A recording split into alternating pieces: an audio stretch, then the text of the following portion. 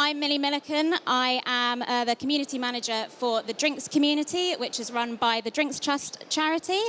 And I'm joined today by three fantastic panellists to talk about something that is extremely timely at the moment in our wonderful drinks industry, the issue of recruiting staff and keeping them.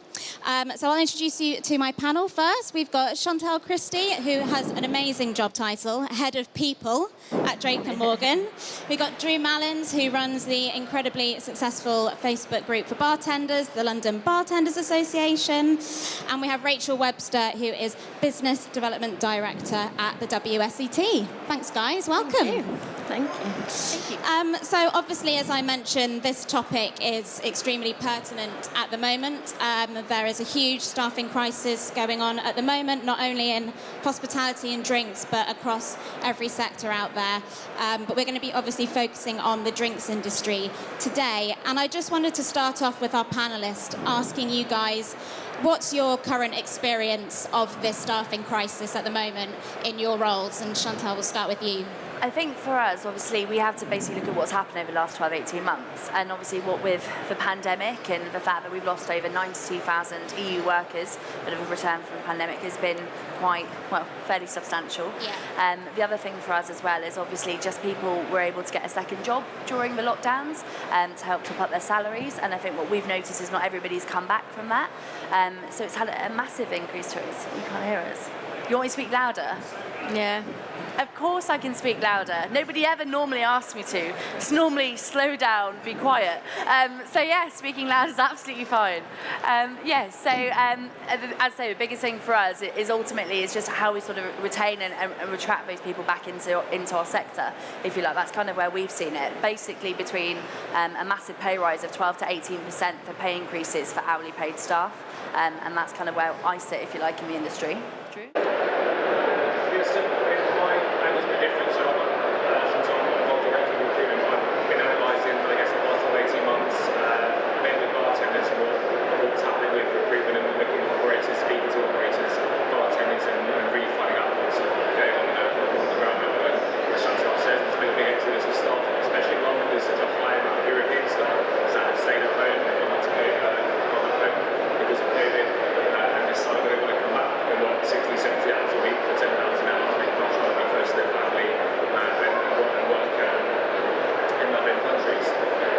But from a simple sort of market economics perspective, it's a supply and demand, because you've now got the power has basically gone down to, particularly to bartenders and chefs, especially, to massive shortages, where they can now demand high wages and better work-life balance and benefits.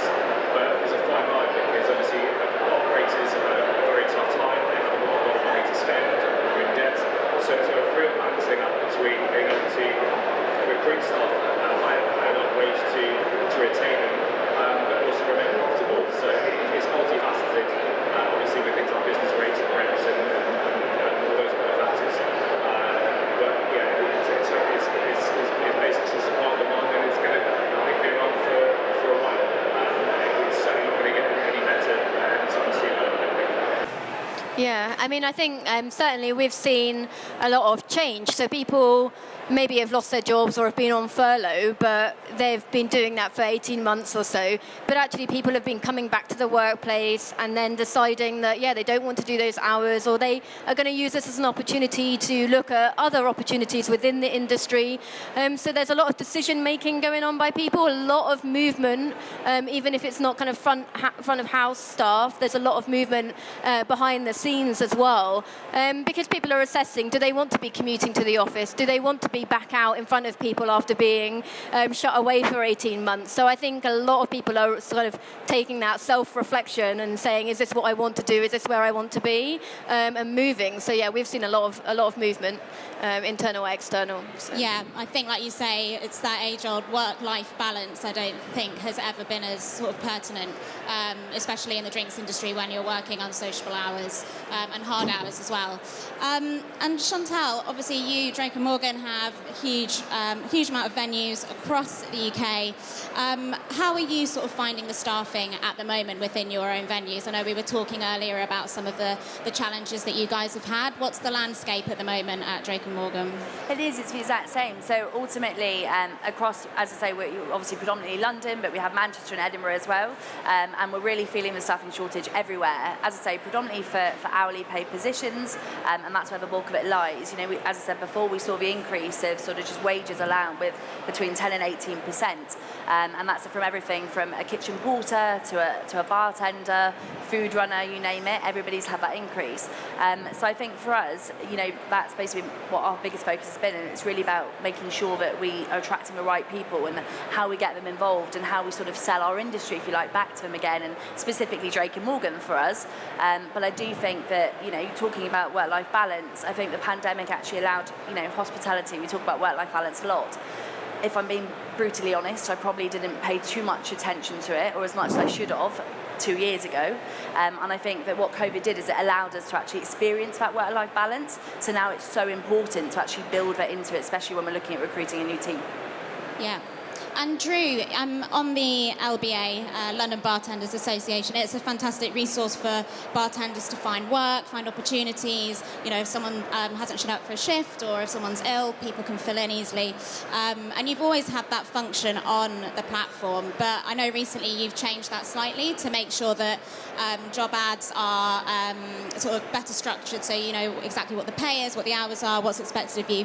How has that gone down with all the bartenders, and what have you seen when people are posting those jobs are the hardest things to get them to actually tell the people they want to recruit? Yeah, so the change you're referring to is essentially making things more transparent. So I've got a very active Facebook group, 32,000 members, getting anything from 30 to 50, maybe 60 posts a day submitted on the job ads, and always have been.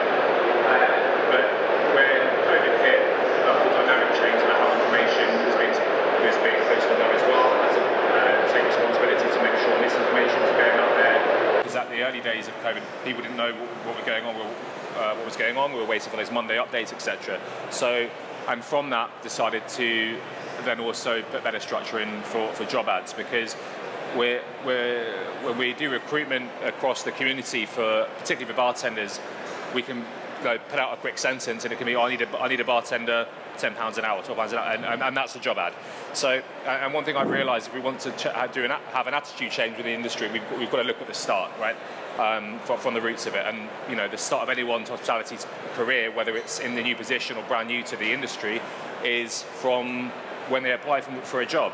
So the structure I put in is just to have the basics for any job ad: pay, location, how many hours per week, you know, and a basic description of what the job is. But a lot of people still struggle to put that out there, because we have this culture in the industry, and also with the way social media is and the internet is, we just want to bash out.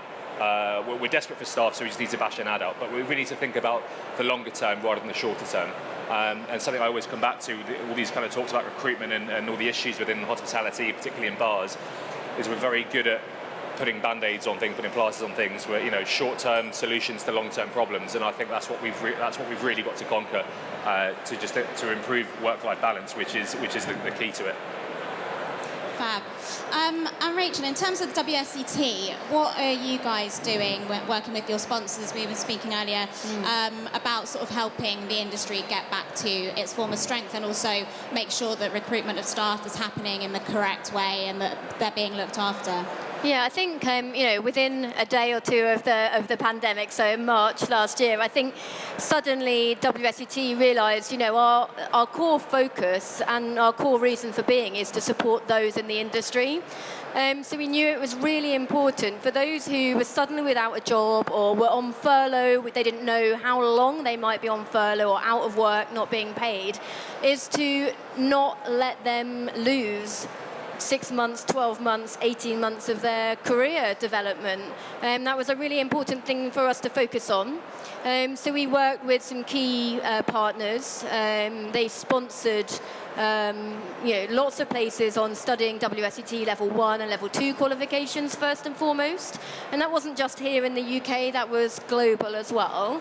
But it was really important to get that relationship with our sponsors going early on. They are the ones who have that network of people who needed the help the most. So we worked with Pernod Ricard, Campari, for example. But we did some very much more localized campaigns as well.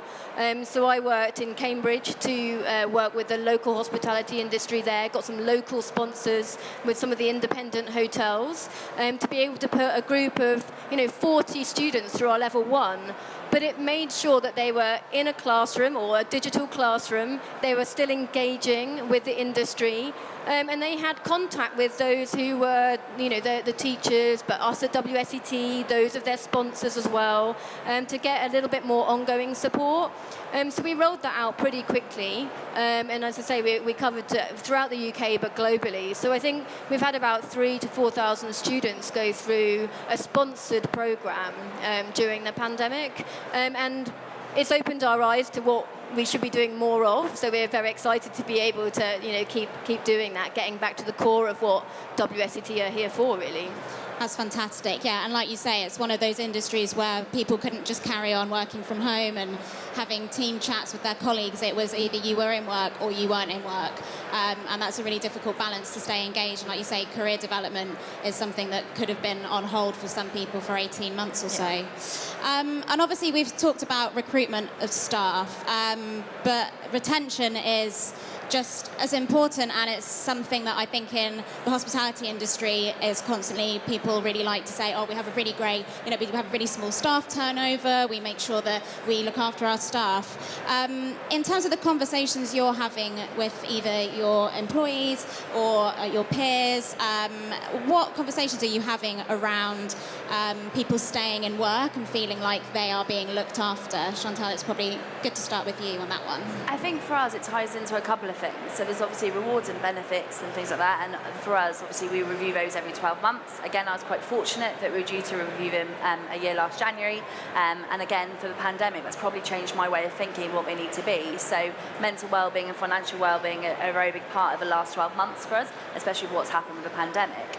I think among other things in terms of a retention, obviously retention really, without sounding like I'm beating a drum, obviously comes back to your recruitment and your onboarding, because it's your attraction into the business and then making sure that people have got the skill set to do the roles. As Drew was saying earlier, we've got a massive skill shortage at the moment, not just for chefs but also for bartenders, or at least we're finding that. And I think that's really what it has to come down to, is making sure that once we have attracted the right people, and it's not just a case of, the first 90 days and get anybody in to fill a role because we've not bothered putting a salary on there or giving people enough information, is making sure that we're really making them feel valued by making, giving them the right skills and learning and development opportunities to do the job, and then bring in all the fun things as well to keep them there. Fab. What about you, Drew? What are you hearing through the LBA? So, LBA, my own experiences, so just sort of to add on to Chantelle's point, there's a big skills shortage and we want to retain staff as long as possible. We need to give them that structure and opportunity. But because people are so desperate to fill gaps in their staff, they're taking people without experience and then they haven't got the time to train them. So service in restaurants have a lot of experiences in the past few months or so. The basics of service just isn't there. You might have friendly staff, but they're missing the basics because the management or whoever haven't had enough time to do that because they're so short-staffed. They've got too many other things to worry about and not enough hours in the day. So it's a real catch-22 of even if you're offering a good wage, you can't get the experience of staff that you need, yet you haven't got the time to then train them, and it's a real vicious circle. But we've just got to try and persevere, and there's lots of factors that we need to considered, but we need to give more time to people, especially if they're new to the industry, because we've got to make it attractive, especially if we're getting green-fingered people in. They're going to come in and burn out within 6 months of their first experience in hospitality. Again, short-term solutions to long-term problems. So we need to really work out how we can make hospitality a really attractive career, not make people work silly hours, And I think moving towards a more salary-based model for front of house staff, I think that's slowly getting there. And again, that's another real fine line between balancing labour costs and things as well. So, but I think certainly looking at the salary model, because it gives you that security. You know exactly how much money you're getting each month, working a fixed amount of hours, and that's just better for your well-being. Just that mentality of you know what you're getting at the end of each month, and you haven't got fluctuations in service charge on these kind of bits and pieces. Yeah, I saw something on social media the other day, and they'd taken off the service charge because they wanted to make sure that they could pay their staff a set wage, so it never depended on the types of people who were coming in, or what the service happened to be that day. So I think that's great. Just if I may add something really quickly, there's a couple of things again on social I saw last week. I'll shout them out because I think they're great employers. So Dumpling Shack, who run a little food stand in Spitalfields in Surrey Quays, and the Draper's Arms, which is an independent gastro pub in Islington. Within a week of each other, they both put stories out on Instagram saying, "Hey guys, we're closing tomorrow because our staff need a rest." Yeah. They were closing the day, losing that revenue. Because at the end of the day, what does that profit mean if your staff are going to burn out and then you're going to be short-staffed? So, I think and a lot of operators are reducing their hours. I think perhaps more people need to consider that, and perhaps that's just a way over a medium term to at least give the staff the rest that they need and give them that work-life balance. And then when things get a bit better, get back to normal, then they can look at extending those hours. But yeah, I think that's one solution that seems to be working. Yeah. And Rachel, obviously education plays a huge role in retaining staff. How are you sort of talking about that within WSET at the moment to look forward to the next generation of bartenders or sommeliers coming through your doors? Yeah, I think first and foremost, I think there's quite a big fear that if you're going to invest in your employees, training doesn't come cheap. And there's lots of internal training that can be done. But if you're looking outside of that, looking at external, more global training, then yeah, there's going to be a financial barrier. But I think what's really important for us to do at the moment is show that you shouldn't be fearful of investing in your people in that way, because it might be a couple of £100 or £1,000 here and there, but they're learning really valuable transferable skills that they can use in your workplace from role to role. They can educate others within the business as well. And I think there's this fear that people will get the training and then leave, go somewhere else. And I'm forever a massive advocate of the very, very first place I worked in when I came out of university. They trained me. They did everything they could to make me learn and develop and progress in my career. And 25 years later, I still encourage people to go and work for them, to learn from them, to go and spend their money in their shops, and to respect them as a company in the industry. And I think that bigger picture is way more valuable than that money that you think you're giving to that one person. It's a much bigger thing than that. And enabling your teams to have those skills that they can transfer is absolutely priceless. It's like you say, Drew, it's, short-term versus long-term. That's a long-term effect of something that is a quick, easy thing that you can give someone. And just to add to that, operators, employers, look at training beyond hospitality and drinks and food. Whether it's, sending a bartender or a chef on a one-day-a-week web design course or coding or something, because then that's valuable for that employer and potentially for your business. Just it's a really specific example, but if you put them in, say, a web design course, coding course, then they can be the person to build your website and diversify within your own company. Again, that makes hospitality really attractive, because it is a broad set of skills, and transferable skills being a real key point there as well. We need to really broaden our scope and what we're offering to employees in the industry. Fab. And Drew, just sticking with you for the minute, I know you work with a company that helps people with any legal issues they might be having. Could you talk a little bit about what that company does? And there's obviously a huge need for it because you've taken it on and people are asking for that service. What are the kind of main things that people are coming to you with when it comes to their rights? So, over the years, I've had many LBA members, I get private messages all the time asking for help, because both employers and employees, where an employee said my employer isn't paying me, or they're treating me badly, or recently someone had an accident at work and, I think almost broke their ankle, and they were told to come into work and they weren't given sick pay, all these kind of things. Not Millie, just for the record. But all these issues are over these. I've been running the group almost 12 years now. And there are resources out there.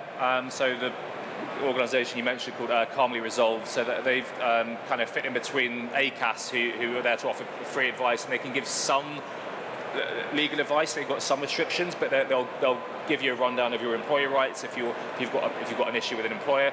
And likewise, employers who aren't sure of where they stand as well, which is quite worrying at times, where employers don't know what their rights are as employers and how they can deal with difficult employees. So, I mean, there are resources out there. I don't think there's perhaps enough, or maybe it's just not shouted about enough, but certainly ACAS, some citizens' advice as well, and Calmly Resolve are the kind of the three I generally recommend. And Calmly Resolve is just, there are fees involved, but a lot less than traditional law firms. So they're trying to sit in between the free advice on ACAS and expensive legal advice, because there's a huge gap there in what they call the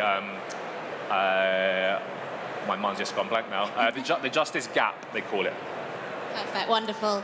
And just to end before we head into the audience for some questions, I just wanted to get from each of you the one thing that you really hope will change when it comes to recruiting staff, looking after them, and making this industry an attractive place for people to work in. I know, Rachel, we were talking earlier and you're like, get really angry about this. Yeah, so I'll start with you. Yeah, I get quite emotive about it because it's a wonderful career.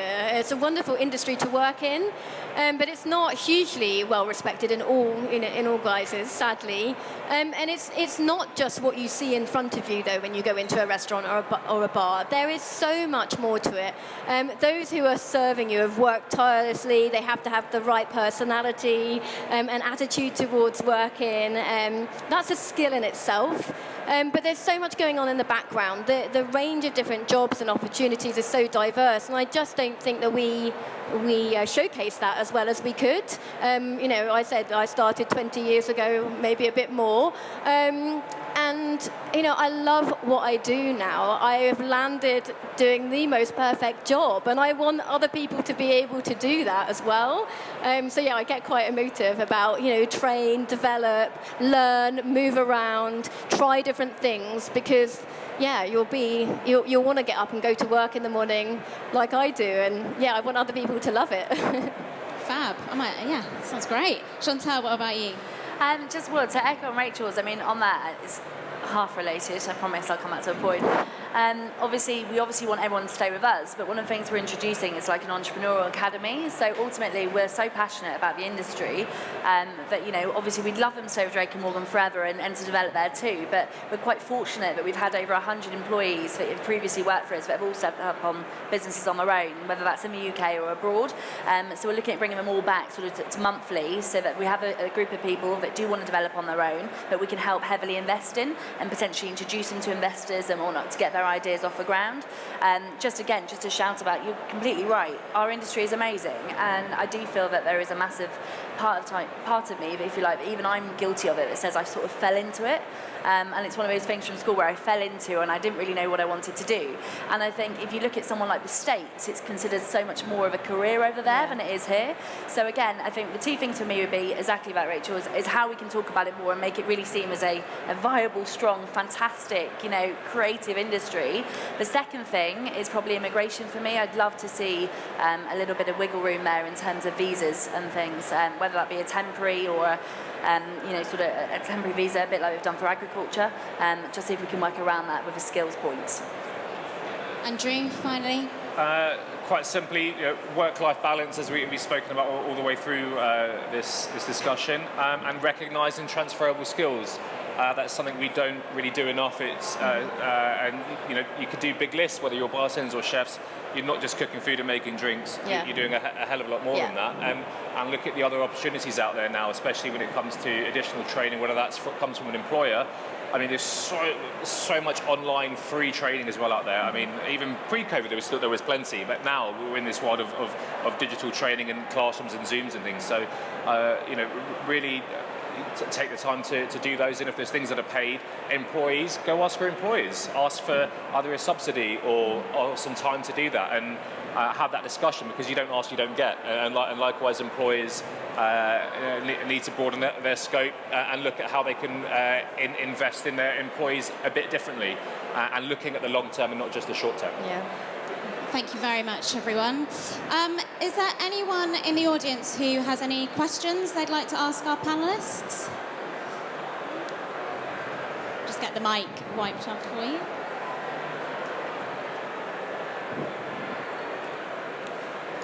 Thank you. Hi. I'm Fran Bridgewater from Wine Jobs GB. I founded it during COVID, again, to help the industry, and we've had a lot of success. I just wanted to ask the panelists what your views are. In France, hospitality is regarded as a profession. It is something that is high in esteem. Obviously, our WSTA is doing a lot in terms of the qualification. What other things do you think we need to do as an industry to support it and to raise it, to elevate it in consumers' minds, so that because it would improve retention rates across the industry as well if it was regarded in higher esteem rather than this traditional garçon over here kind of style. So I just wanted to put it to the panel to see what you thought we could do as a trade to support. Thank you. I can jump in. I think there's a cultural perhaps a reason for that. Certainly in the UK, it's very easy to get a job in a bar or a pub. Especially now, obviously, but certainly when I started 14 odd years ago, it was just drop a CV into a bar, have a quick trial shift, and there you go. Now you're a bartender, and there's no qualification checks and all these bits and pieces. And there are hospitality qualifications out there. They're not recognised enough, maybe they're not up to date enough. I know in France and in Switzerland you've got a very famous hotel school, and I from vague conversations I've had with kind of that market, the hotel schools and formal qualifications is certainly, I think, perhaps a bigger part of it, and that's something that's perhaps missing from the UK landscape. I know Scotland, to work behind a bar, there's a basic licence you need to have, which you don't have in the rest of the country. I think that would be a very good start, especially even when it's just down to responsibility of service and all those kind of bits and pieces. At least it's a stepping stone. At least you need to do something and have some kind of education and qualification for it. And that I think would certainly help in terms of perception of hospitality as a career. If there's something formal to be gained from that, again, as we spoke about earlier, all those transferable skills and other bits of qualifications you can get within hospitality. Just that stepping stone, something formal and that's recognised, and changing that perception. But it's going to take a while. Yeah. I think something that's really important at the moment, and COVID has brought about the perfect opportunity to do that, it is continuing to work with the government to make sure that in schools it's taught as a career prospect, so people are learning young that it's a really, really valuable career option to have. Funding for those qualifications is quite low. In France, it's completely the opposite. So each and every person that works in a full-time job gains credits to be able to use for training that they want. France is, I think, our third biggest market at the moment for WSET qualifications, and that is because they are sponsored by their government to go and study wine, to go and study spirits or sake, and that just makes such a big difference, I think, now with getting younger people into the industry. And I'd love to see something like that here. I mean, it won't be as extreme, but even a little bit of help would go a long way, I think. Yeah, on the drinks community, I spoke to Kate Nichols about that subject. It's something that the government had in place, UK Hospitality had in place before COVID happened, so I think that's something they really want to focus on once COVID eases off, like going into universities and colleges and talking to people. So it's more about instilling it in young people's minds at that stage rather than sort of later on as well. Well, I think the Kickstarter scheme has probably done leaps and bounds for that, because obviously it's not just aimed at hospitality, but we've made such use of it as an industry. And I think that's probably, obviously we have the apprenticeship levy and we've now got Kickstarter, and I think just beyond that alone, a bit like Rich and Drew are saying, it's more shouting about it, and then again educating the teams that we do have and upskilling them. And what that does mean, we go down the degree route and we do it alongside. Even during the pandemic, we encouraged our guys to join up with Open University, because like Drew was saying earlier, there is so many courses that are available that are free for them. But now it's really about looking at, if they're passionate about something, whether it's related directly for us, for Drake and Morgan or not, how we fund that, whether we do a particular sort of scholarship fund on it, where we choose different individuals from each of the sites and people apply for it, and we fund them to go do re-education, whatever it might be that they're passionate about. But I do think, yeah, massively low HSM4, extra help from government would be huge, but I'm hoping that Kickstarter may show how much use hospitality could make of that. Yeah. Brilliant. Anyone else for a question? We've got time for before we get kicked off.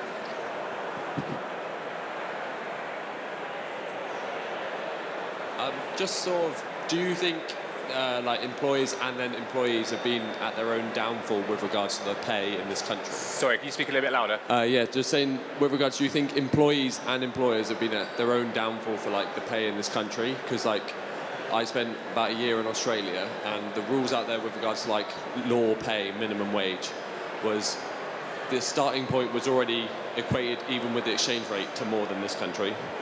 I think the rough was about £13 when I went out there in 2019. And then after midnight, it went up by law. On then Saturdays, it went up by law. Sundays, it went up again. And then on bank holidays, it was significant increase as well. And it's like, it's one of those things in this country where you'll be working a bank holiday and you get people coming in going, oh, can't believe you're working on a bank holiday. And it's just like, well, you're here and I'm smiling. But I think it's also one of those things where it seems to be that we've let it happen and we've kicked up a fuss at the point of it going in, and then it's fallen on deaf ears, and then everyone's sort of given up on trying to then maintain and try and be on bank holidays or holiday days when we're working, being given like an increase of pay to make it seem like, oh, you're actually being thanked for the job rather than just still doing, because a Monday in September isn't the same as them working a Christmas Eve or a New Year's Eve with regards to like people coming out. And I just wondered if you thought it was the same process in terms of like the employers and the employees, in terms of the employers obviously not maintaining the pay and then the employees not fighting it enough to sort of get it back. I think if I correctly got this, just because I feel like I'm slightly deaf in here today, but I think for me that would probably be more of a sort of a company stance on it. So rather than it being like a government thing, I mean, now that we have a hospitality minister, which it feels like it's taken God knows how many years to get to this point, hopefully that'd be something that would be championed. But I think for us, again, that probably comes back to sort of a bit like work-life balance, in the sense of really respecting the times that the guys are working. You know, you were talking about bank holidays, and I always agree, everyone thinks that hospitality is so sociable, and they're right, it is, but it's so antisocial for the people that work in it, that are constantly here on bank holidays, whether that be Christmas or even just a bank holiday Monday, when everyone else gets to come in with a family and you're there potentially on an AFD or until close. So I think that for us, it's definitely something at Drake & Morgan we're looking at, is how we can actually enhance things like that, how we can enhance things like holiday pay, how we can enhance actually that work-life balance, and making sure that it's not just a given that people will be in every bank holiday, and what that actually looks like. But in terms of a bigger picture, from a government point of view, I think that would just be something that, again, probably with the help of people like UK Hospitality, we could all probably get behind and petition for. But I'm sure Drew and Rachel will have more of an insight. I could spend another half an hour talking about wages for bartenders in London, but I won't. I mean, it's great the Australian government have that in place, but I think ultimately it's down to hospitality industry themselves to sort this out. And ultimately, if you're opening a new business, especially now in London, if you're paying less than London living wage, that you haven't got a business plan. If your business plan is I'm paying £8.91 an hour or £9 an hour, it's not a business plan.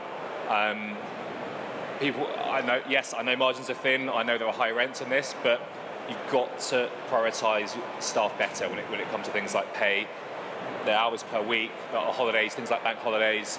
And as I gave examples earlier, there are places that will close and lose a day's revenue because they're thinking about the long term.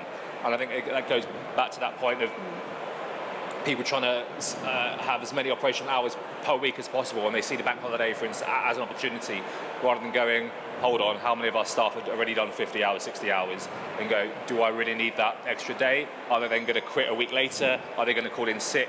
And people don't think about these long-term issues. And yeah, finally, a hospitality minister. But let's see how effective that is. But at least it's a stepping stone. Step in the right direction. It is certainly a step in the right direction, and hopefully, accountability, which is needed as well. And hopefully there'll be a positive change in that. But I don't think we necessarily need government legislation on increased rates after certain times. Certainly legislation that's better protecting how many total hours per week or aggregate over a month, I think would be far more effective. Great.